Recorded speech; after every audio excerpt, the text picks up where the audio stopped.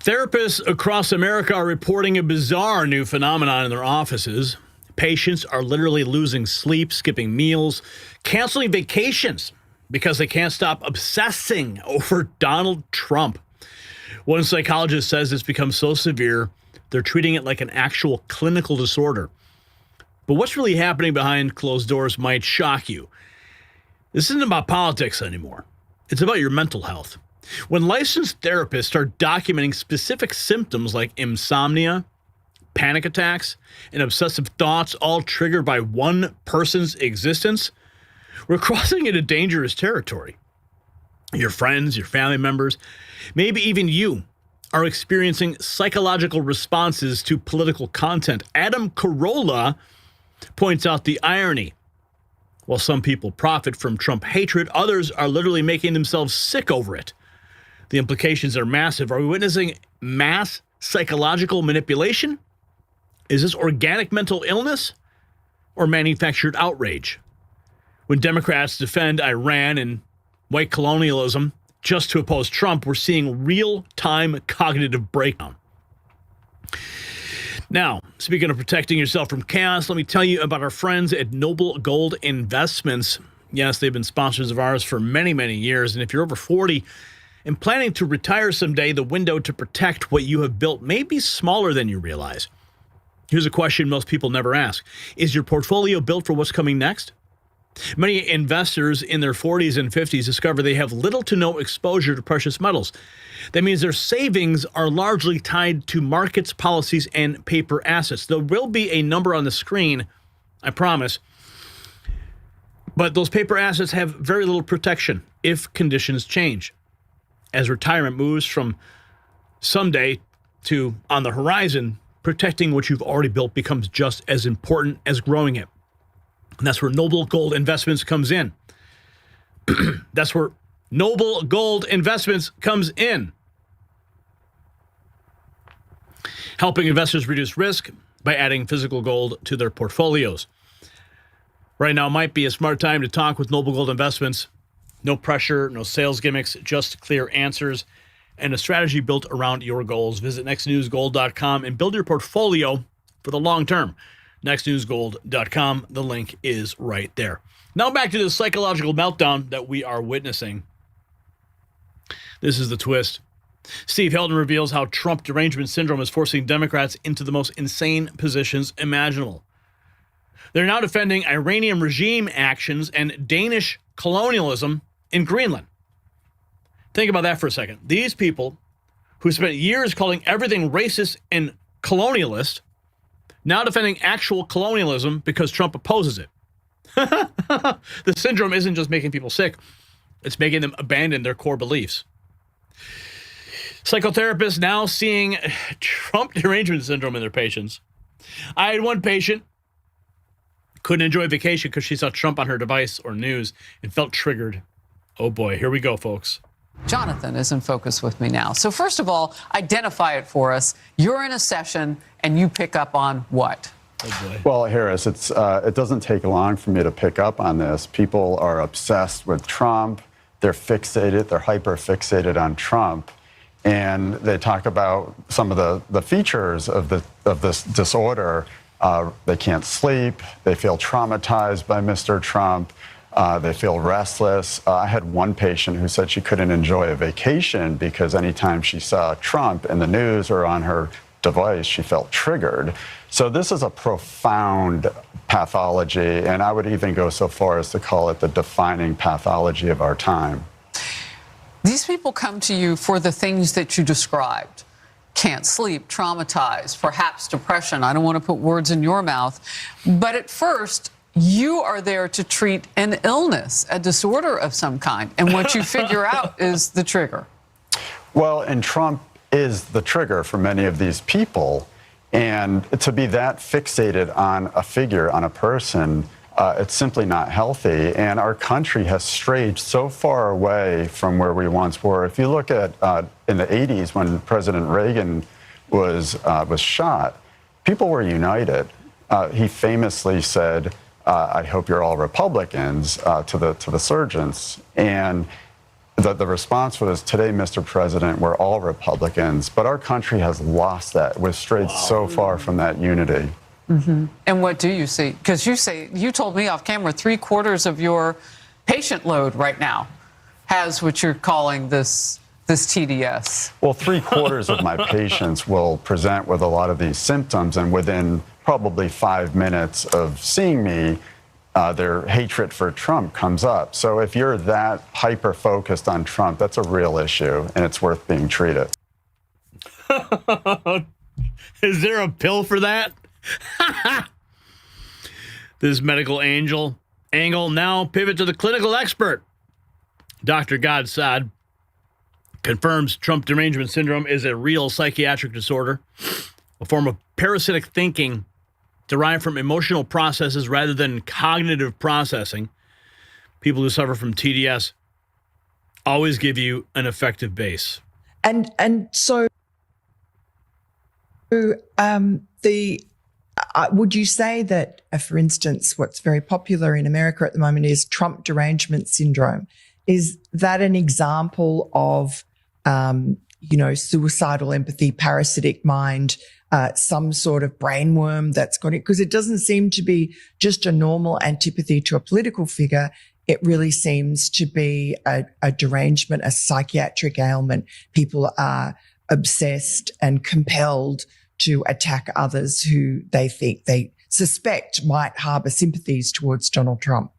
Right. So I'll answer the TDS question, and then I'll go back to explain what suicidal empathy is exactly. So TDS, you're right in that it speaks not so much to suicidal empathy, but to a specific form of parasitic thinking, which I discuss in the parasitic mind. So going back to this dichotomy of thinking versus feeling, in many cases, it makes perfect sense for us to invoke our emotional system. So for example, if I am selling you perfumes, well, I won't sit there and tell you Harvard physiologists decided that the optimal molecular structure, right? Because there I would be invoking your cognitive system for a product that's a hedonic one. So rather what I'm going to do there is simply show you a sexy girl with her hair flowing, riding a horse, and then I'll put some French sounding name for the brand, right? So in some cases, I need to invoke your cognitive system. In other cases, I need to invoke your emotional system. Now, Trump Derangement Syndrome arises from the misapplication of the wrong system in that particular context. When judging whether a political leader is one that I should vote for or not, you'd like to think that I am going to invoke my cognitive system, but I don't. Because whenever you speak about people who suffer from TDS, they always give you an affective-based response. He disgusts me. He's grotesque. He speaks like a cantankerous, eighth grade brawler, right? They never say, I detest Donald Trump because I don't respect his monetary and fiscal policy, right? It's always driven by what I call an aesthetic injury, right? And why is it an aesthetic injury? Because all of the highfalutin folks with the progressive lisp have taken on certain affectations, have gone to certain schools, crossed their legs a certain way to demonstrate that they belong to, as Thomas Sowell said, the anointed ones. And that's what defines my identity as a progressive member of the Castrati Club. But Donald Trump comes along and he doesn't exemplify those traits. So if he can ascend to the highest office in the world, this invalidates all of the effort that I have put into fabricating my own personhood as a progressive person. Therefore, he is literally an existential threat to my personhood, to the beautiful facade that I have constructed. So yes, you are right. TDS is a psychiatric disorder due to emotional processing rather than cognitive processing.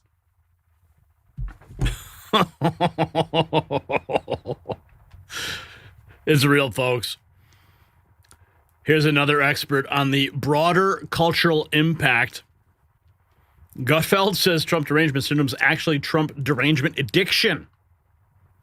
I often say that Trump Derangement Syndrome is actually Trump derangement addiction. Yes. Because it's one-on-one relationship that persuades you, that puts everything through that filter. So if you're an alcoholic, you see everything as will I be able to get my next drink? How is this going to impact my, my morning, whatever. And it's like the Trump derangement addiction has a filter, and it tightens this relationship so nobody can be within it, just like an alcoholic. But you're right. There is a come to Jesus moment in any kind of addiction where you go, I need help. And that's where the ego comes in with the left. It's like it's very hard for them to admit that they need help. They won't take help from Republicans, so the Republicans give up. But it's like watching Kimmel and his wife. She says, it almost sounded like she needed help. Like, I wish I could be deprogrammed, and that's kind of what 12 steps is. It's deprogramming you. And you need a 12 steps for wokeism, 12 steps for wokeism. Is that really going to be a thing now? Well, transition from the addiction angle, how this phenomenon has affected the mainstream media figures. Bill Maher says the quiet part out loud, Trump derangement syndrome has hijacked America for over a decade. It is a phenomenon we have never seen before. Right. That one person would dominate every just the national every dinner for every over a decade. Thing. Yeah. But and I do think you have to fight that. Like I say, if that's your whole personality, is the first thing out of your mouth is, what are we going to do about Donald Trump? I just can't. And, I can't. And first of all, I can't. First of all, you don't have the answer. I don't have the answer exactly. But people think you do. I would get it. I would get it. I can't get away from these people. Maher's confession extends beyond politics now into foreign policy. Steve Hilton for governor. Trump derangement syndrome has caused Democrats to defend Iran. This is hilarious. It is interesting to me how, just broadly, Donald Trump sends people into crazy positions, because he's now so strongly associating himself with the protesters and saying that there'll be a price to be paid if they're hurt. So suddenly, in classic fashion, we must be against it because Trump's for it. On the Greenland issue, right? Suddenly, you've got all these people on the left who are basically now coming out in favor of white colonialism. Denmark colonizing Greenland. And no, we're for the colonialists. I had a listener who put it so beautifully. I've referenced him probably 8 times now. He called into the program, to the Morning Answer last week, and he said the one thing that's been amazing to watch about Trump is how he has put people who are liberal and on the left on the razor's edge, basically scrambling to defend, for instance, Nicolas Maduro, right? That was the story last week. You had the Biden administration come out and say, well, Trump would never be tough on Maduro because he admires dictators, right? Well, then when Trump goes in and arrests Maduro for the crimes that we believe he's committed, well, now poor Maduro. I mean, you really do have people who are playing moral shape-shifting, I think, because they have such a bad case of Trump derangement syndrome. That's the case, though. Trump derangement syndrome is real. And now some real-world behavioral examples. Celebrity reactions. Famous comedian Amy Schumer says she will move to London due to President Trump. What's your response? Yeah? This teacher says she's not going to have kids because of Trump. Last night, the conversation my fiance and I had before we went to bed was, if this happens, we won't be having kids.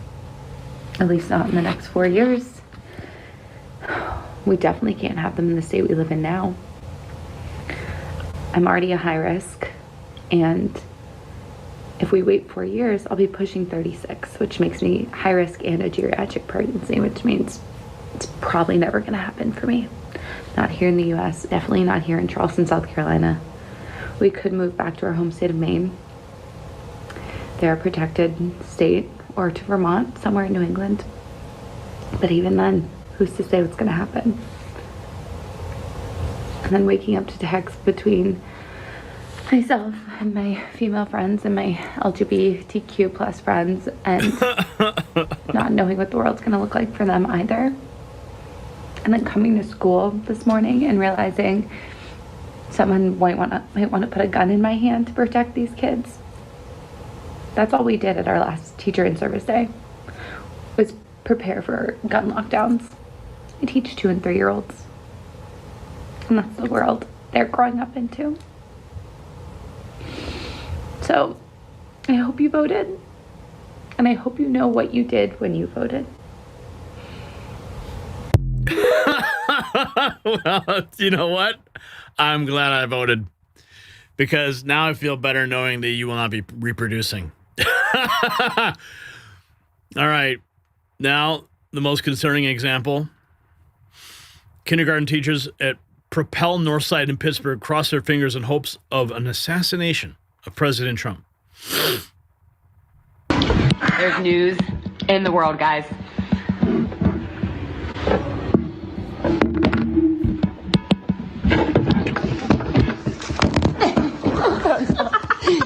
Sorry, we got a little too excited there.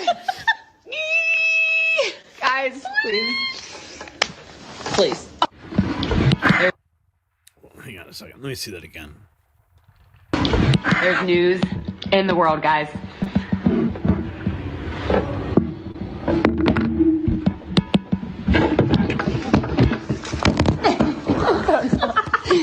Sorry, we got a little too excited there. Yeah, we saw a lot Guys, of that please. after Butler, didn't we?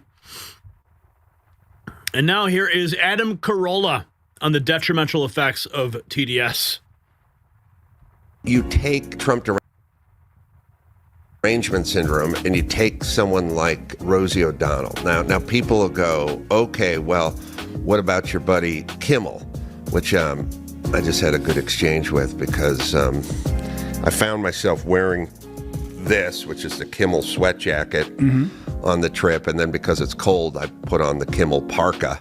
I realized I was walking around. Your Kimmel mucklucks? Yeah, I was literally sponsored by Jimmy Kimmel's show, and he did a long interview with somebody about me for a change, which was actually nice. I never, it's weird, ever since Kimmel and I broke up, I would do interviews about Kimmel, which is logical. He didn't do that many interviews about me. I did a lot of interviews about Kimmel. But Jimmy hates Trump. But Jimmy gets paid to hate Trump. And I'm not saying he doesn't hate Trump. I'm just saying at least he's turned his lemons into rolls of nickels. Now, someone like Rosie O'Donnell, her hair just falls out while she just loses weight and goes insane quietly in Ireland. You know what I mean? Like, there is a way to channel it and actually do something with it. And then there's a way just to be destroyed from the inside out. And there's people, like Keith Olbermann and Rosie O'Donnell, you people do not remember a time, but I do, when Rosie O'Donnell was like pink-cheeked and fun and had a full head of black hair, and Keith Olbermann had a full head of black hair and was talking NCAA basketball and was funny and vibrant, you know what I mean? And now it's like they got AIDS. It's like literally like Trump gave them AIDS. He did. Like, you look at the old Rosie, you look at the old Keith Olbermann, and you look at them now, and it's like, what happened? They look like they got AIDS. Yeah. Trump gave them AIDS. Oh, my goodness. It's true, though. You look at their faces, they look like... That's just the hatred that's built up inside them. Hang on, my camera has a mind of its own. They have this... the hatred builds up inside them, and it just manifests outwardly. And that's why they do that. That's why they look that way. New evidence indicates it's possible to recover from Trump Derangement Syndrome, though. Case in point, Michael Rappaport, who's announced he'll be running for New York City mayor in 2029. Trump Derangement Syndrome might actually be curable. Michael Rappaport started out with serious TDS. Then he came around after seeing Kamala run for president and was like, maybe Trump's not so bad. And now he's saying that he's going to run for mayor in New York City in 2029 to beat the socialist commie Zohran Mamdani. Check this out. Special announcement, I Am Rappaport Stereo Podcast. I, Michael Rappaport, will be running for mayor of New York City in 2029. 29. You got Zoran the moron now, but have no fear. Mayor Rappaport will be here. You like them apples? How does that roll off your tongue? Mayor Rappaport, born and raised in New York City. Born and raised in New York. Born and raised. I came out of my mother's womb. New York Hospital. Okay, I will be running my campaign on the fact that nothing will be free. I will do my best to make New York City affordable, but you will be getting nothing for free. I'm not going to lie to you. I'm not going to bullshit you. Okay, I will do my best to make New York City safe, affordable, and thriving, but every single time I make a mistake, I will acknowledge it, I will apologize, and I won't do it with a shit-eating grin. Okay, I'm going to be the best mayor for New York City, for the people of New York City. I'm born and raised in New York City. I'm coming. No Diddy. I am coming to take back New York City. Mayor Rappaport. Oh, yeah. Oh, yeah. It's happening. That's interesting. I was also born and raised in New York City. Maybe I should give Rappaport a call, see if he needs some help. That's crazy. That's where we're at, though. There is hope, my friends. There is hope for the deranged. Here's the kicker. One therapist reported a patient who couldn't enjoy her vacation because she kept checking Trump news on her phone. She felt triggered by seeing his face. We're talking about a grown adult whose brain has been so rewired by media consumption that the mere image of a political figure ruins her ability to experience joy. The real question isn't whether Trump Derangement Syndrome exists. Therapists are literally documenting it in clinical settings. The question is how we got to a point where millions of Americans are experiencing genuine psychological distress because one man lives in their heads rent-free. When people defend authoritarian regimes and abandon lifelong principles just to oppose Trump, we're witnessing mass psychological manipulation in real time. The media entertainment industry and political establishment have created a generation of people who can't function normally because of political obsession. This isn't healthy obsession, it's manufactured mental illness. Are you letting political content control your emotional state? Check out the Next News merch shop. The system controls information. Information control is power. They don't want you to see this. The truth only survives together. They don't want this. Share this now.